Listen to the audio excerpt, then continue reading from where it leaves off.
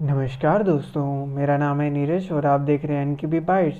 तो आज की इस वीडियो में साइकोलॉजी माइंडसेट फियर के बारे में मैं कुछ डिस्कस करना चाह रहा हूँ। ठीक है, तो आज मैं कुछ ऐसे पॉइंट्स यहाँ डिस्कस करूँगा जो हमारी ट्रेडिंग जर्नी को बेहतर से बेहतरीन बनाने में काफ़ी मदद करेंगे।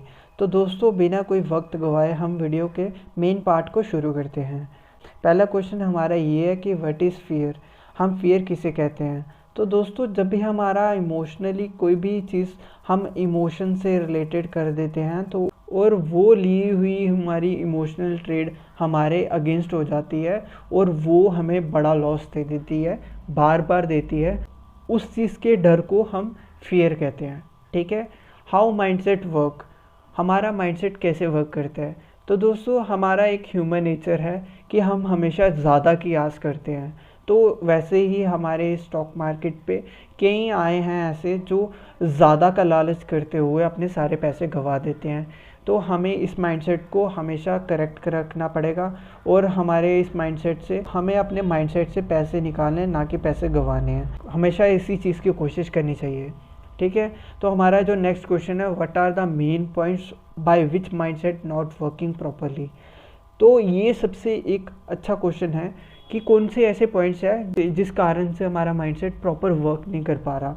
Not know much about anything happens, हमें कुछ नहीं पता होता है कि क्या हमारे साथ क्या होने वाला है। हमने ये ट्रेड तो बाय कर लिया है या सेल कर लिया, हमें कुछ नहीं पता हमारे साथ आगे क्या होने वाला है। ठीक है, और जब हमें कुछ नहीं पता तो इसका मतलब ये है ना कि हम कंफर्म नहीं अपनी ट्रेड को लेकर। ठीक है, तो ये हमारा पहला मेन रीज़न है कि हमारा जब माइंडसेट हमारा साथ नहीं देता तो वहीं पर ही हमें लॉस होते हैं। ठीक है, जो हमारा सेकंड पॉइंट है, finding lots of strategies in every day.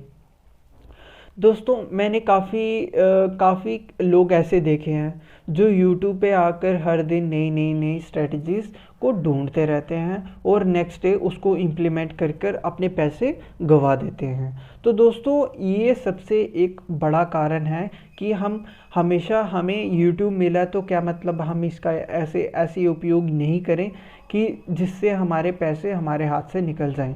ठीक है दोस्तों, मैं मानता हूँ कि आप पैसे कमाते हो या कोई भी ऐसा है कि जिससे कुछ अमाउंट तक इमरजेंसी अमाउंट अपना जो है वो मार्केट पे लगा रहा है। तो दोस्तों, मेरी एक बात सुनिए कि अगर बाय द वे आप ऐसा कुछ कर रहे हैं कि रोज़ नई नई स्ट्रेटजीज हमारे यूट्यूब से सीख रहे हो, तो ऐसा करना प्लीज़ बंद कर दो। अपना एक सेटअप तैयार कर दो और उसी सेटअप से आप हमेशा ट्रेड करो। प्रोबेबिलिटी निकालो कि हाँ, आप कितनी बारी पास होते हो, कितनी बारी फेल होते हो। आप अच्छे से पेपर ट्रेडिंग करिए और उस स्ट्रेटजीज़ को, जो आपकी खुद की बनाई हुई स्ट्रेटजीज़ है, उसे इम्प्लीमेंट करो।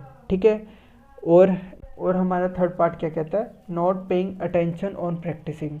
हाँ दोस्तों, ये सबसे अच्छा पार्ट है जो हमें ये बता रहा है कि हम कभी भी अपनी प्रैक्टिस पे ज़्यादा ध्यान नहीं देते। तो दोस्तों, जब हम अपनी प्रैक्टिस पे ज़्यादा ध्यान नहीं देते तो हमें अक्सर वैसे ही लॉस हो जाते हैं जब हमारा ध्यान मार्केट से हट जाता है।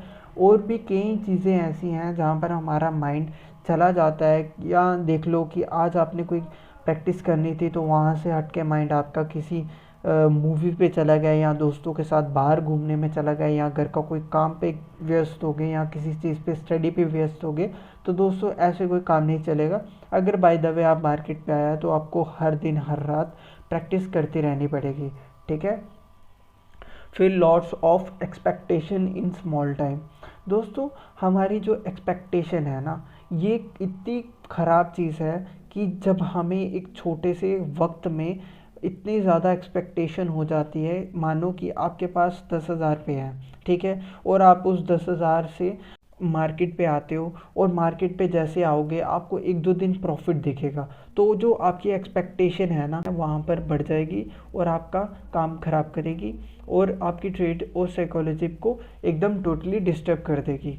वो ऐसा बताएगी कि आपको थोड़े से टाइम पे काफ़ी ज़्यादा पैसे कमाने हैं या ऐसा कुछ, क्योंकि अभी आपने तो थोड़ा सा ही प्रॉफिट लिया है। ठीक है, तो अगर बाय द वे आपको इस चीज़ को हटाना तो आप हमेशा एक चीज़ कर दो, अपना लॉट साइज़ कम कर दो।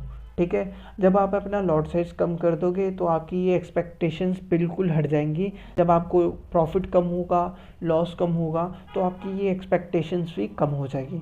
ठीक है, तो think too much and feel too little. इसका मतलब ये है कि हम किसी भी चीज़ को ज़्यादा ना सोचें, ठीक है, और हम उस पर वर्क करना शुरू कर दें। हमारा एक गोल है, हमारा एक माइंडसेट बना हुआ है कि हमें स्टॉक मार्केट से 1-2 साल में हमें रिच बनना है, तो ये हमारा गोल बना होना चाहिए, ना कि ये हमारी एक्सपेक्टेशन होनी चाहिए, ठीक है। ये हमारा गोल होना चाहिए। और हाँ, थिंकिंग का मतलब ये नहीं है गोल को ही बार बार सोचते रहो, नहीं। आपको यहाँ पर बोला गया है कि आपको प्रैक्टिस भी उसी हिसाब से करनी है।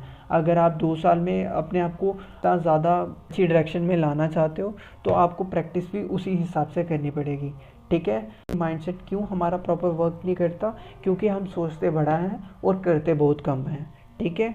अब यहाँ पर आ गया नेक्स्ट हमारा, why mind disturbed after some profit और लॉस। ये दोस्तों सबसे बढ़िया क्वेश्चन है, ठीक है। ये क्वेश्चन ऐसा है कि जब हमारे को ट्रेड में काफ़ी बड़ा प्रॉफिट हो जाता है और अगर बाय द वे हमारा काफ़ी बड़ा लॉस हो जाता है, हमारा माइंडसेट तब भी डिस्टर्ब हो जाता है। तो दोस्तों इस चीज़ से बचने के लिए मैंने आपको एक फार्मूला बताता हूँ कि हमेशा क्या करिए कि अपना जो माइंडसेट है उसको रिकवर करने के लिए और साइकोलॉजी और माइंडसेट को डेवलप करने के लिए आपको हमेशा क्या करना है, अपना जो लॉट साइज है, अगर बाय द वे आप 5 लॉट साइज पे काम करते हो या 1000 या 200 या कितना भी आप लॉट साइज पे काम करते हो, तो आपको उस लॉट साइज को कम कर देना है। अगर आप 200 लॉट साइज लेते हो तो उसको आप 100 या 50 कर दीजिए। अगर आप 50 या 100 लेते हो तो उसको यहाँ 30 या 20 कर दीजिए, ठीक है। तो दोस्तों इसी से आपका माइंडसेट डिस्टर्ब होना बंद हो जाएगा। अब हमारा नेक्स्ट क्वेश्चन है, how to recover my mindset after profit in my trade. हमें अपना माइंडसेट कैसे रिकवर करना है बड़े प्रॉफिट के बाद, ठीक है। दोस्तों जब आपको एक बड़ा प्रॉफिट हो जाता है तो आप क्या करोगे, आप एक फार्मूला आजमा लीजिए यहाँ पर। जब भी आपको बड़ा प्रॉफिट होता है तो आपने कुछ नहीं करना, आपने मार्केट को बंद करना है, शांत हो जाना है, या कोई भजन सुन लेने हैं या बाहर घूम लेना है, तो दोबारा आकर फिर मार्केट को तब खोलना है। दोस्तों मार्केट हमेशा प्रोबेबिलिटी के हिसाब से चलती है, मार्केट कभी भी आपको बड़ा प्रॉफिट देना नहीं चाहती। तो इसलिए जब आपको बड़ा प्रॉफिट हुआ है उस चीज़ की ज़्यादा खुशी मत मनाओ, क्योंकि आपको अगर जिस दिन आपको बड़ा प्रॉफिट हुआ है उस दिन मार्केट प्लान करेगी कि आपको एक बड़ा लॉस भी हो। अगर बाय द वे आप इन सब चीज़ों से सहमत हैं, वीडियो को लाइक कर सकते हो ताकि मैं पार्ट सेकंड भी लेकर आऊँ। तो दोस्तों आज के ये कुछ मेन पॉइंट्स ऐसे थे कि मैं आपके फियर के बारे में और माइंडसेट के बारे में कुछ बात करना चाहता था, इसलिए मैंने ये वीडियो तैयार करी। तो दोस्तों आज के लिए सिर्फ इतना ही। Thank you and have a nice day.